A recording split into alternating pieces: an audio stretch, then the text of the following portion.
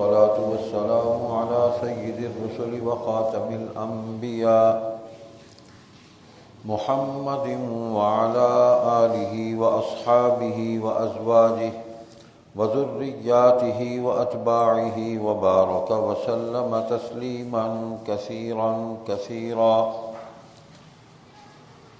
أعوذ بالله من الشيطان الرجيم. بسم الله الرحمن الرحيم. هو الذي بعث في الأميين رسولا منهم يتلو عليهم آياته ويزكيهم ويعلمهم الكتاب والحكمة وإن كانوا من قبل لفي ضلال مبين. صدق الله مولانا العظيم وصدق رسوله النبي الصادق الوعد الأمين. اللهم صل على محمد وعلى آل محمد كما صليت على إبراهيم وعلى آل إبراهيم إنك حميد مجيد. اللهم بارك على محمد وعلى آل محمد كما باركت على إبراهيم وعلى آل إبراهيم إنك حميد مجيد. بزرگوں، دوستوں، بھائیو، عزیزو، اللہ تبارک و تعالیٰ کا بے پناہ احسان اور فضل و کرم ہے کہ جس نے ہمیں حضور صلی اللہ علیہ وسلم کی امت کے اندر پیدا فرمایا. نبی علیہ الصلوۃ والسلام کو اللہ تعالیٰ نے اپنا آخری رسول اور نبی بنایا اور آپ کو اپنی آخری کتاب قرآن کریم عطا فرمائی اور آپ کی امت کو آخری امت بنایا. حضور صلی اللہ علیہ وسلم کو اللہ تعالیٰ نے جو کتاب عطا فرمائی قرآن کریم، چونکہ قیامت تک یہی کتاب بنی نوع انسان کی ہدایت کا ذریعہ ہے اور اس دنیا اور آخرت دونوں جہانوں میں کامیابی کا ذریعہ ہے، اس لیے اللہ سبحانہ و تعالیٰ نے ایک تو اس کتاب کی حفاظت کا ذمہ لیا. انا نحن نزلنا الذکر وانا لہ لحافظون. بے شک ہم نے ہی یہ ذکر نازل کیا جو اللہ کا ذکر ہے اور ہم ہی اس کی حفاظت کریں گے. اس کے ساتھ ساتھ کتاب کا معنی، کتاب کا مطلب، کتاب کا مقصد، کتاب کی تشریح، کتاب کی تفسیر، یہ بھی حضور صلی اللہ علیہ وسلم کی زبان مبارک سے ہی اللہ تعالیٰ نے جاری فرمائی تاکہ قیامت تک کسی بھی زمانے میں قرآن کریم کو سمجھنے کے لیے ہمیں حضور صلی اللہ علیہ وسلم ہی کی طرف رجوع کرنا پڑے.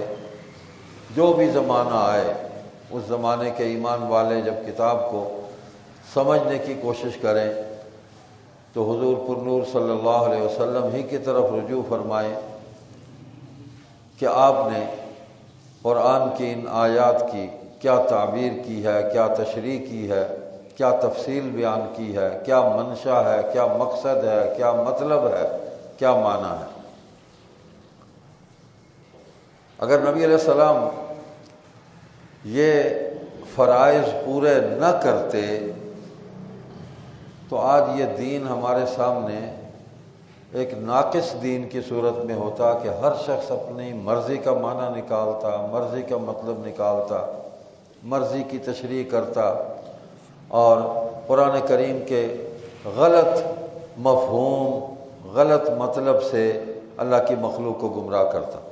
گو کہ یہ ساری کوششیں ہو رہی ہیں، آج بھی ہو رہی ہیں اور پچھلے زمانوں میں بھی ہوتی رہیں اور قیامت تک ہوتی رہے گی. لیکن اللہ تبارک و تعالیٰ نے کتاب اللہ کو ایسے محفوظ فرمایا کہ وہ کوششیں کامیاب نہیں ہو سکتی، نہ پہلے ہوئیں، نہ آج ہو رہی ہیں، نہ آئندہ ہوں گی. میں نے جو آیت کریمہ آپ کے سامنے تلاوت کی، اللہ نے خود پہلے تو نبی کریم صلی اللہ علیہ وسلم کی اس دنیا کے اندر بعثت کا، آپ کو بھیجنے کا مقصد بیان فرمایا. هو الذی بعث فی الامیین کہ ہم نے امیین کے اندر رسول منہم، اپنے رسول انہی میں سے ایک رسول کو ہم نے بھیجا، آخری رسول ہے، یتلو علیہم آیاتی، جو تلاوت کرتے ہیں اللہ کی کتاب کی۔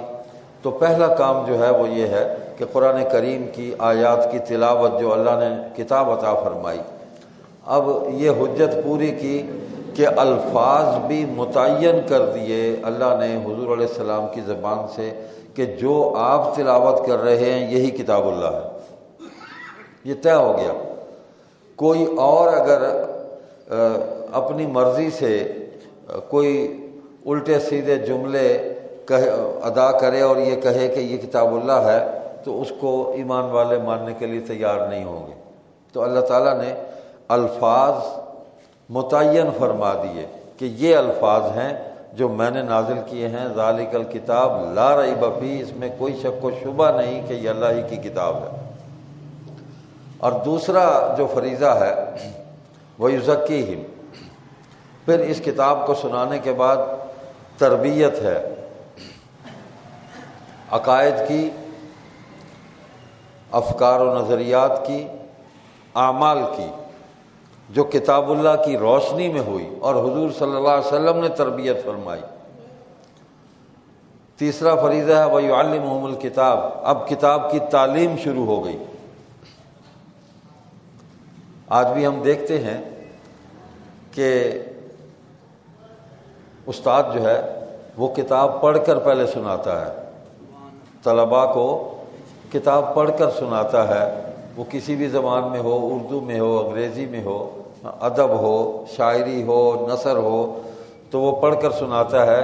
پھر اس پیراگراف کا یا اس لیسن کا وہ مفہوم، معنی، مطلب بیان کرتا ہے کہ اس میں لکھنے والے نے یہ کہا ہے۔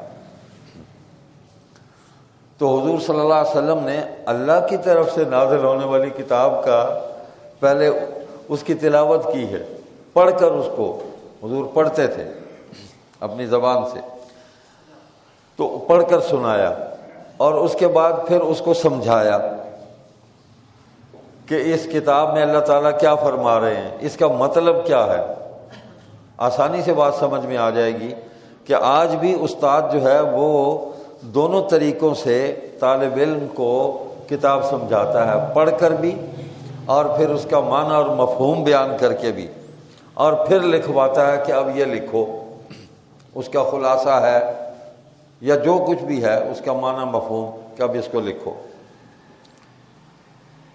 والحکمہ، اور بڑی تدبیر کے ساتھ یہ سارے امور، سارے کام حضور صلی اللہ علیہ وسلم نے انجام دیے، اور حکمت سے مراد حدیث بھی ہے، اور حدیث ہی قرآن کی تشریح ہے۔ اب دیکھیں کہ جو کچھ حضور نے لکھوایا، تلاوت کی، مطلب اور معنی بیان کیا، پس منظر، پیش منظر، مستقبل، ماضی، سارے زمانوں کو احاطہ کیا حضور صلی اللہ علیہ وسلم نے، تمام زمانوں کو، پچھلے زمانوں کی مثالیں دیں، قرآن کی آیات پڑھ کر سنائیں، حال کی مثالیں دی کہ یہ واقعہ ہوا، اس کا یہ نتیجہ نکلے گا، مستقبل کی بات کی کہ یہ کام کرو گے تو مستقبل ایسا ہوگا، اچھا کرو گے تو اچھا ہوگا، برا کرو گے تو برا ہوگا، قبر کے بعد کی زندگی، قیامت، اور قیامت کے دن فیصلہ، جنت اور جہنم، اس کے سارے احوال۔ کوئی زمانہ حضور صلی اللہ علیہ وسلم کی تعلیم سے خالی نہیں ہے اپنی امت کو، سارے زمانوں کی باتیں بتا دی۔ اچھا، جو بتایا وہ تو قرآن میں نہیں ہے، جو کچھ آپ نے تلاوت کے بعد اس پر جو گفتگو فرمائی، جو آپ کے ارشادات ہیں، جو تعبیر ہے، جو معنی ہے، مفہوم ہے، تشریح ہے، تفسیر ہے، وہ تو قرآن میں نہیں ہے، وہ تو حضور خود فرما رہے ہیں۔ تو وہ کیا ہے؟ وہ حدیث ہے۔ اچھا، حدیث کو پھر لکھوایا، اس کو لکھنے والے بھی اللہ کی طرف سے متعین ہوئے، قرآن کو لکھنے والے بھی، حدیث کو لکھنے والے بھی، حضور نے خود متعین نہیں کیا، اللہ نے حضور کے دل میں ڈالا۔ فرشتہ آ کے بتلاتا تھا، جبریل علیہ السلام تشریف لاتے تھے، یہ معاویہ کو لکھنے پر لگا دیں، یہ فلاں کو لکھنے پہ لگا دیں، 40 کے قریب کاتب ہیں۔ تو جن سے قرآن کریم لکھوایا وہ خاص جماعت تھی، جن سے اپنے خطوط لکھوائے، فرامین لکھوائے، وہ خاص جماعت تھی، جن کو حدیث لکھنے کا کہا کہ اب یہ بات میں نے سمجھائی ہے، اس کو لکھ لو، اور جو بیان کیا صحابہ نے اس کو یاد بھی کیا، اس کو لکھا بھی، جیسے حضرت ابو ہریرہ رضی اللہ تعالیٰ عنہ، یعنی اپنے مقام اور مرتبے میں وہ ابو بکر صدیق، فاروق اعظم، عثمان ذو النورین، علی مرتضیٰ، حسنین کریمین، معاویہ بن ابی سفیان، عشرہ مبشرہ، باقی جو صحابہ ہیں درجے میں ان سے کم ہیں، لیکن حدیثیں سب سے زیادہ روایت کی ہیں۔ تو یہ اللہ کا انتخاب تھا، چنے ہوئے تھے کہ حضور کے فرمان اس کو سب سے زیادہ یاد ہوں گے، لکھے بھی، لکھوائے بھی، سنائے بھی۔ یاد نہیں ہوتا تھا، عرض کیا یا رسول اللہ بھول جاتا ہوں، میرے لیے دعا کر دیں، تو حضور نے اپنی چادر مبارک اس پہ ڈال دی، ابو ہریرہ پہ، اور پھر کچھ پڑھ کے انہیں دم کیا اور فرمایا نہیں بھولے گا۔ تو پھر ابو ہریرہ حضور کی کوئی بات بھی کبھی نہیں بھولے، یہ حضور کا معجزہ تھا۔ اور جیسے میں نے گزشتہ جمعے بھی عرض کیا، معجزہ اس کو کہتے ہیں کہ جس کے سامنے انسان کی عقل عاجز آ جائے، وہ کچھ نہ کر سکے، انسان کی عقل جو ہے اس کے مقابلے میں کوئی کام کر ہی نہ سکے، اس کو معجزہ کہتے ہیں کہ عاجز آ جائے اس کے سامنے ہر چیز۔ تو یہ نبوت اور نبی یہ اس کا مقام اور کمال ہے کہ اس کے سامنے ہر علم، ہر عمل، ہر بات، بڑی سے بڑی بات جو ہے وہ عاجز آ جاتے ہیں لوگ کہ ہم نہیں کر سکتے، اس کے مقابلے میں ہماری عقل کی رسائی نہیں ہے۔ تو حضور صلی اللہ علیہ وسلم نے ابو ہریرہ کو حدیثیں یاد کرا دی، تو ابو ہریرہ لمبی لمبی حضور کی باتیں جو ہیں وہ بیان کر دیتے تھے کہ میں بیٹھا تھا، حضور نے یہ فرمایا، جو سن لو مجھ سے۔ تو جیسے ہم حافظ قرآن پڑھتا ہے نا، وہ ایسے حضور کے ارشادات پڑھ پڑھ کے سناتے تھے۔ باقی صحابہ کا بھی یہی عالم تھا۔ تو دین براہ راست جن کے پاس گیا، جنہوں نے براہ راست سنا، وہ صحابہ کی جماعت ہے، وہ صحابہ کی جماعت ہے۔ اس امت کی ابتدائی صحابہ سے ہو رہی ہے، پہلے ایمان والے ہی وہی ہیں، اسی سے سلسلہ چلتے آج تک ہم تک پہنچا۔ اور صحابہ درمیان میں سے نکل جائیں تو ہمارے ایمان کا بھی کوئی حال نہیں ہے، پھر ہمارا ایمان بھی ناقص ہو گیا، ختم ہو گیا۔ تو ان کو کتاب پڑھ کر بھی سنائی، کتاب سمجھائی، کتاب کے حکم کے مطابق تعلیم، تربیت، تہذیب وہ بھی ان کی، ان کو اخلاق سکھائے۔ انما بعثت لاتمم مکارم الاخلاق، اس لیے بھیجا گیا ہوں تمہارے اخلاق مکمل کر دو۔ پوری امت میں سب سے زیادہ اچھے اخلاق والے صرف صحابہ ہیں اور کوئی نہیں ہے۔ اب آج ہم دیکھتے ہیں جیسے ماضی میں ہوا، یعنی حضور صلی اللہ علیہ وسلم کے بعد یہ کام شروع ہو گیا، معتزلہ تھے اور اسی قسم کے 2-4 طبقے اور بھی ہیں، انہوں نے حدیث کا انکار کیا۔ انہوں نے کہا جی اصل تو قرآن ہے، قرآن ہے، اس سے براہ راست ہم ہدایت لیں گے، ہم نہیں مانتے، پتہ نہیں یہ صحیح ہے نہیں، اس میں کوئی گڑبڑ ہوئی ہے، یہ ہے وہ ہے، 100 انہوں نے اس میں سے حجتیں نکالی۔ اب سوال یہ ہے کہ براہ راست قرآن کیسے سمجھ میں آئے گا؟ استاد ہی نہیں ہے۔ آج بھی ہم استاد سے پڑھنے جاتے ہیں، انگریزی کا استاد ہمیں شیکسپیئر کا ڈرامہ پورا ریڈ کر کے، بلکہ بعض استاد تو اس طرح پڑھتے ہیں کہ وہ ڈرامہ سٹیج کر دیتے ہیں پورا، تاکہ اسٹوڈنٹ جو ہیں ان کو پورا ڈرامہ جو ہے وہ ازبر ہو جائے کہ یہ لکھا ہے شیکسپیئر نے۔ وہ پڑھ کر سناتا ہے، اس ایکٹ پلے کرتا ہے، پھر اس کے کردار سارے سمجھاتا ہے، پھر جا کے شیکسپیئر کا ڈرامہ سمجھ میں آتا ہے۔ تو اللہ کی کتاب جو ہے وہ ہم پر تو نازل ہوئی نہیں ہے، کیسے ہم سمجھیں گے؟ جس ہستی پر نازل ہوئی اسی نے سمجھانی تھی۔ الا انی اوتیت القرآن ومثلہ معہ، حضور صلی اللہ علیہ وسلم فرماتے ہیں اللہ تعالیٰ نے ایک علم تو مجھے قرآن کریم کا دیا، یعنی قرآن کا پورا علم اللہ نے حضور کو عطا فرمایا۔ یہ صرف کتاب ہی نہیں دی، کتاب کا علم بھی ساتھ دیا ہے۔ کتاب تو الفاظ پڑھنا ہے، تو جو علم ہے قرآن کا کہ اس آیت کا مطلب کیا ہے، معنی کیا ہے، اللہ کیا کہنا چاہتے ہیں، وہ علم بھی ساتھ دیا ہے۔ اور اس کے ساتھ دوسری بات یہ فرما رہے ہیں کہ اس کے برابر اور علم بھی عطا فرمایا گیا۔ وہ اور علم کیا ہے؟ وہ اس کی ساری تفصیل ہے، وہ حدیث ہے۔ اور حضور اپنی مرضی سے تو کچھ فرماتے نہیں ہیں، اللہ تعالیٰ نے نبی علیہ الصلوۃ والسلام کی گفتگو کا بھی ذمہ لے لیا کہ یہ جو کچھ آپ فرما رہے ہیں قرآن کریم میں ہے، یہ آپ اپنی مرضی سے نہیں فرما رہے، یہ بھی ہم بلوا رہے ہیں آپ کو۔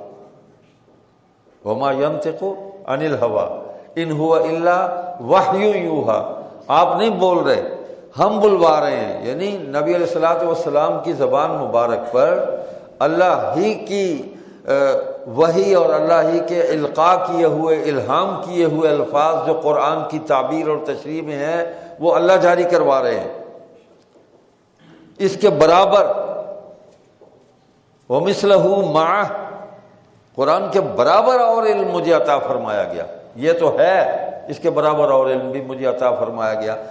تو اب سمجھنے کی بات یہ ہے کہ جنہوں نے اس بات کو سنا اور سمجھا اور استاذ کامل حضور صلی اللہ علیہ وسلم، معلم کامل، حکیم کامل، طبیب کامل، ان سے براہ راست سبق پڑھا، سمجھا، یاد کیا، اس پہ عمل کیا، پھر سنایا، حضور نے فرمایا سارا کام تم نے ٹھیک کر دیا۔ ہم ان سے سمجھیں گے یا آج مجھ سے آپ سمجھیں گے؟ جو انہوں نے بتلایا وہی معتبر ہے۔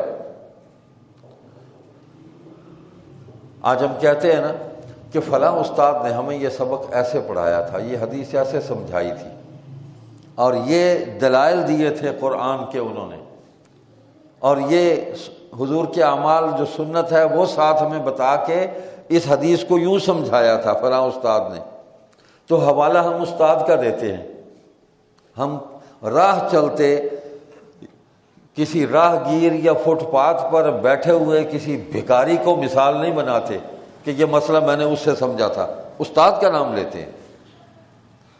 تو صحابہ کے استاد تو حضور تھے صلی اللہ علیہ وسلم، صحابہ نے ان سے سارے سبق پڑھ لیے، علم بھی، اخلاق بھی، تصوف بھی، تزکیہ بھی، سب کچھ حضور سے انہوں نے سمجھ لیا، پڑھ لیا، اس پہ حضور کے سامنے عمل کر لیا۔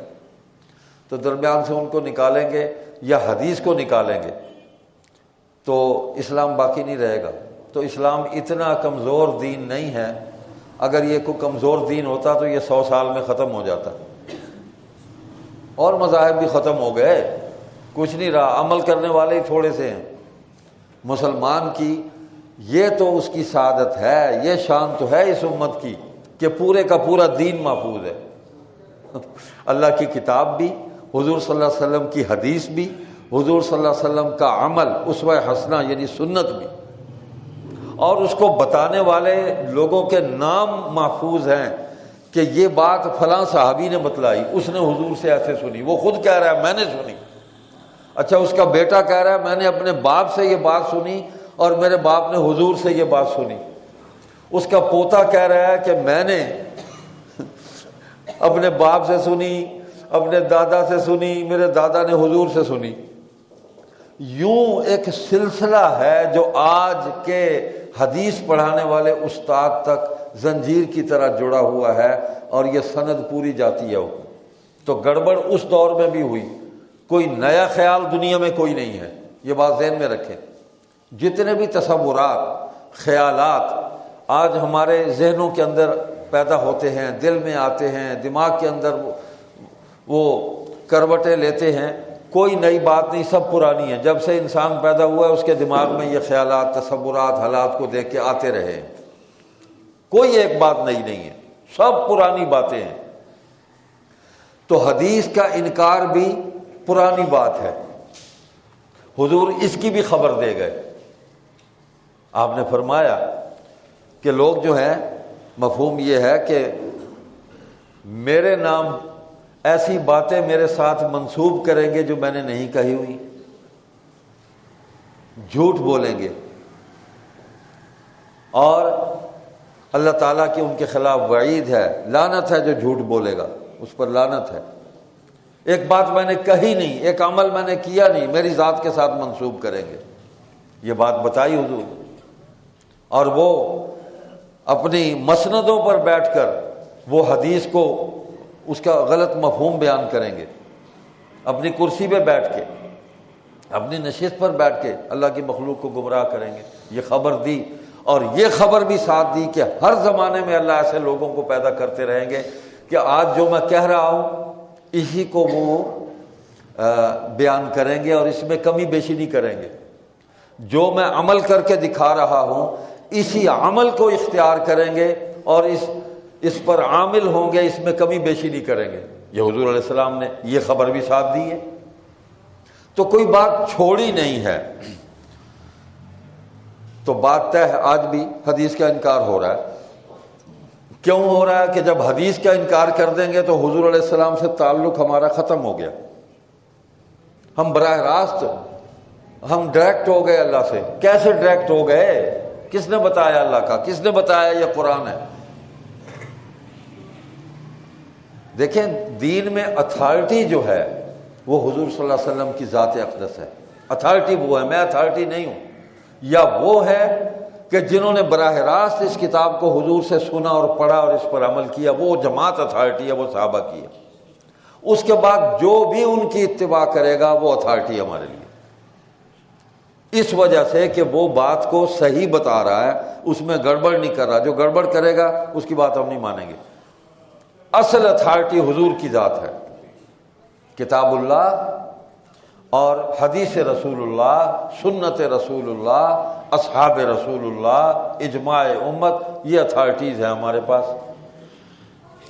تو قرآن کی آیات اور احکام جو ہیں ان کا مفہوم اور منشا، اس کا جو تعین ہے وہ اللہ تعالیٰ نے جیسے الفاظ کا تعین کیا کہ یہ آیات ہیں، حضور نے پڑھی، یہ اللہ کی کتاب ہے، اللہ کے الفاظ ہیں، اسی طرح اس کی تشریح بھی اللہ تعالیٰ نے حضور صلی اللہ علیہ وسلم سے کرائی کہ یہ بھی اللہ کی طرف سے حضور کو بتلائی گئی ہے، اور حضور جو فرما رہے ہیں یہ ٹھیک ہے۔ واضح کر دیا ہر چیز کو۔ حضور صلی اللہ علیہ وسلم مخلوق کے اندر اللہ کے نمائندے ہیں، آپ کا فریضہ یہ ہے کہ اللہ کا پیغام مخلوق تک پہنچائیں اور اس کی تشریح، تعبیر اور وضاحت بھی ساتھ کر دیں۔ چنانچہ یہ فریضہ آپ نے پورا کر دیا۔ اب سوچنے کی بات یہ ہے کہ جو حدیث کو چھوڑ کر قرآن سے براہ راست استفادہ کرنا چاہتے ہیں ان سے سوال ہے کہ قرآن کس ذریعے سے ہم تک پہنچا؟ صحابہ کے ذریعے پہنچا نا، جنہوں نے لکھا اور ان کے لکھے ہوئے کی حضور نے تصدیق کی کہ تم نے ٹھیک لکھا ہے، ان کے ذریعے پہنچا نا۔ ان لکھنے والوں میں حضرت علی رضی اللہ تعالیٰ عنہ بھی ہیں، تو ان کے لکھے ہوئے قرآن پر تو آپ اعتماد کر رہے ہیں، اور ان کی لکھی اور بتائی ہوئی اس کی تشریح جو حدیث کی صورت میں ہے اس کا انکار کر رہے ہیں۔ ان کی لکھی ہوئی ایک بات کو تو تسلیم کر رہے ہیں لیکن دوسری بات کا آپ انکار کر رہے ہیں۔ تو جب دوسری بات کا انکار کیا تو اس کا مطلب ہے کہ انکار کرنے والوں کے نزدیک صحابہ کی جماعت جو ہے وہ معتبر نہیں ہے۔ تو جب وہ معتبر نہیں ہے تو پھر قرآن بھی معتبر نہیں ہے۔ کیسے ہو سکتا ہے کہ ایک آدمی قرآن لکھتے ہوئے سچ بولے اور اس کی تشریح حدیث لکھتے ہوئے جھوٹ بولے؟ تو جھوٹا آدمی جو ہے وہ کیسے آپ کو صحیح قرآن بتلا سکتا ہے؟ تو اس جماعت پر ہمیں مکمل اعتماد کرنا ہوگا۔ فَإِنْ آمَنُوا بِمِثْلِ مَا آمَنْتُمْ بِهِ فَقَدِ اهْتَدَوْا۔ ان جیسا ایمان تم بھی لے آؤ، تم ہدایت پہ آ جاؤ گے۔ تو ایمان تو معیار ان کا ہوا، جن کا ایمان معیار ہے تو ان کی بات معیار کیوں نہیں ہے؟ ان کی روایت معیار کیوں نہیں ہے؟ ان کی لکھی ہوئی یا لکھوائی ہوئی باتیں جو ہیں قرآن کی تعبیر اور تشریح، وہ معیار کیوں نہیں ہے؟ انہی کے ذریعے قرآن منتقل ہوا، انہی کے ذریعے حدیث منتقل ہوئی، انہی کے ذریعے سنت ہم تک پہنچی کہ حضور نے وضو ایسے بنایا، حضور نے نماز ایسے پڑھی، تو ان کو نکال دو نا پھر درمیان میں سے، پھر قرآن بھی گیا۔ قرآن کو کیوں مانتے ہو؟ قرآن کو کیوں مانتے ہو؟ یہ تو خاموش کتاب ہے، خاموش کتاب ہے، یہ تو حضور پر نازل ہوئی، تو کیسے پتہ چلا کہ یہ اللہ کی کتاب ہے؟ حضور کی زبان سے جاری ہوئی، تب پتہ چلا یہ قرآن بولا ہی حضور کی زبان پر ہے۔ تو خاموش کتاب ہے، کسی کو کیا معلوم وحی آئی حضور پر؟ حضور نہ بولتے تو کسی کو کیا معلوم؟ تو قرآن بولا ہی حضور کی زبان پر ہے، تب جا کے پتہ چلا کہ یہ اللہ کی کتاب ہے۔ کہتے ہیں کہ جی قرآن جو ہے اس میں تو تواتر ہے، یعنی تسلسل کے ساتھ ہم تک پہنچا ہے، جیسے نازل ہوا ویسے ہی چلتا چلتا ہم تک پہنچا۔ تو حدیث بھی تو تواتر کے ساتھ ہی ہم تک پہنچی ہے حضور کی۔ دیکھیں نا، اللہ نے ایسا کرم کیا کہ اپنی کتاب کو بھی محفوظ کیا، کتاب کی تشریح حدیث کو بھی محفوظ کیا، اور قرآن پر عمل حضور کی سنت کو بھی حضور اللہ نے محفوظ کیا۔ کوئی چیز غیر محفوظ نہیں ہے۔ تو ہم حدیث بھی ہمیں تواتر سے پہنچی ہے۔ اچھا، جو گڑبڑ ہوئی اللہ تعالیٰ نے اس کا بھی انتظام کیا کہ محدثین کو پیدا کیا، انہوں نے ساری غلط حدیثیں جو گھڑی ہوئی تھی وہ جمع کر کے موضوعات کبیر انہوں نے قوم امت کے سامنے رکھ دی کہ یہ وہ لوگ ہیں جو جھوٹ بولتے تھے، ان کا کام ہی یہی تھا، حدیثیں گھڑتے تھے، حضور کے نام منسوب کرتے تھے، یہ وہ ساری ہم نے اکٹھی کر دی ہیں، اس لیے کہ اس میں تواتر نہیں ہے، تسلسل نہیں ہے، حضور کی ذات اور منصب کے خلاف بات ہے، حضور کے مقام کے خلاف بات ہے، حضور ایسی بات نہیں فرماتے۔ تو وہاں تک شجرہ ہی نہیں پہنچتا تو اس بات کو ہم تسلیم نہیں کرتے، گھڑی گئی ہیں۔ اللہ نے اس طرح بھی حفاظت کی۔ اچھا، قرآن کی آیت مقابلے میں مسلمۃ الکذاب آیتیں لے کے آیا، محفوظ نہیں، کو کون پڑھتا ہے اس کو؟ اس نے کہا مجھ پر بھی وہی آئی ہے، الفیل ومل فیل لہو ذنب وبیل وخرطوم طویل، یہ شیطان نے اس کو وہی کی تھی سورہ فیل کے مقابلے میں۔ آج بھی ایک طبقہ سورہ قریش کے مقابلے میں سورہ ایلا اس کو چھاپ رہا ہے کہ یہ رہ گئی تھی کچھ آیتیں قرآن میں، تو وہ راستے میں ادھر ادھر ہو گئی تھی، صحابہ نے ادھر ادھر کر دی تھی، تو یہ باقی رہ گئی تھی، یہ ہم آپ کو دے رہے ہیں۔ تو چلی وہ خود اس طبقے کے لوگ بھی ان آیات کی تلاوت نہیں کرتے، نہیں چل سکی، نہیں چلے گی، یہ قرآن کا معجزہ ہے۔ اللہ اکبر۔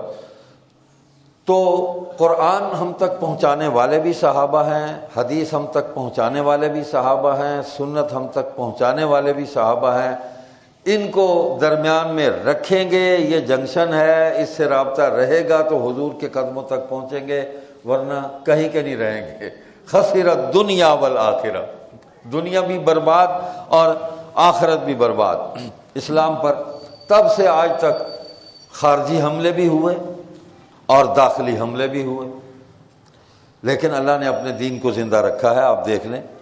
اور یہ فتنہ جو ہے نا، یہ شک کا، تشکیک کا، کنفیوژن پیدا کرنا، یہ یورپ کے مستشرقین نے یہ پیدا کیا ہے کہ امت مسلمہ کو قرآن سے، حضور سے دور کر دیا جائے، اور جو یہ امانت دینے والے ہیں پہلے ان پر عدم اعتماد پیدا کیا جائے تاکہ اگلا سلسلہ خود بخود سارا کھانا خراب ہو جائے۔ یہ انہوں نے یہ تصور دیا ہے۔